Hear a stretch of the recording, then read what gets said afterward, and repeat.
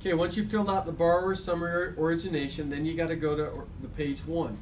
And a lot of the information from the origination is going to auto-populate on pages 1, 2, and 3.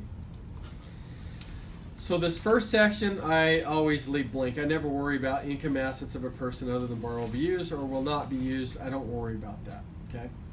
If you have an FHA number, case number, that's where that'll go. Our lender case number is a loan number. It automatically populates. I've already filled the loan type, lien position, amortization type from the borrower summary page, so it populates over. Purchase price, total loan amounts, all that fun stuff right there, okay? And then the subject property carries over. Now, if you're doing a duplex, triplex, or a fourplex, that's where you're going to put this number. If it's a duplex, you put a 2 in, okay? If they're buying a twin home where there's 2 homes side by side, but they're only buying 1 unit, you leave this as a 1. Year built, remember, if the home's built before 1978, get the lead-based paint addendum. Purpose of loan, purchase, that automatically populates. If you're doing an investment property, if the subject property is an investment property, this is where you put the gross rent. So if they're renting the home out for $1,200, this is where you'd put it, okay? But this is a primary, so you can never, you got to have this checked as investment. This is 2 places also. You can put it there on page 1 or back on borrower summary origination. It's just right down here. There's the same box, so you can put it in there or on page 1. And it's important on an investment property you put your rent in here because then it will offset the monthly payment. If you're doing a refinance loan, these boxes will be white, not grayed out like this, and you always have to know the year acquired, original cost, existing lien, and then the purpose of refinance. And that purpose is either going to be a rate and term refinance or cash out. Okay. Title to be held in. Let's go right here. I always want to make sure both spouses, if there's 2 of them, are here. And they usually should populate. To be decided in escrow is standard. I always leave that. If you're going to choose, if they're married, always put joint tenants. That's right of survivorship. Meaning if one person dies, the other person automatically takes over. If they've been married before and they want the interest of the other property to come to them, not to transfer automatically to the other person, but to go to heirs, then you want to do tenants in common. The safest way, again, is always just to be decided in escrow. Let title worry about that. Let them take the hit on that.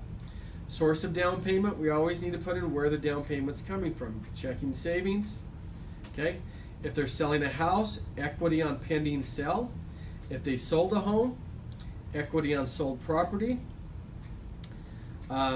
If they're doing a refinance, you really don't have a down payment, but you'll put equity on subject property to show where the equity is coming from. If you're doing an FHA loan, you need to come down here and do FHA gift, source, relative.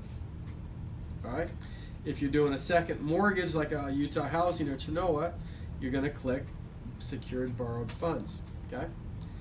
Then I come down to borrower information page. Again, we've already talked about middle initial. Ask them what they want. It can be nothing, middle initial, or full middle name. Years of school, that always defaults to 13. And then you want to put in the dependents. So number of dependents. Rule of thumb, if your wife is not on the loan, you're going to put her on here as a dependent. So I'm going to put 6, 3, 17, 15, 13, 8, and 7.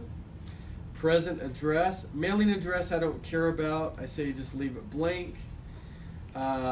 Previous address. If they have a P.O. box, try to find out what their street address is.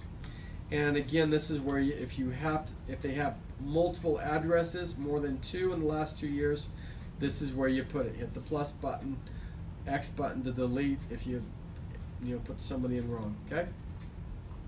And then at the bottom of page 1 is where you put the employment information in. If they're self-employed, check this box. If they're not self-employed, make sure that box is not checked.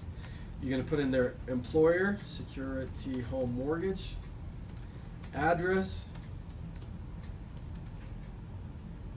State Street, And then I never put in city and state. I always put in the zip code because it'll populate. Position, loan officer, phone number. If you know it, great. If not, not a big deal. Years on the job, 8. Line of work, 17. So years in the line of work, that's total in that line of work as it says. Years on the job, 8. You can put months in if you want. If it's over 2, it doesn't matter so much. If this number here is less than 2, or they've had a second job, this is where you add it. You always hit that show all, VOE. Come up here, hit the plus button, and I can put in borrower, current or prior, and then put in the information that way. Gil?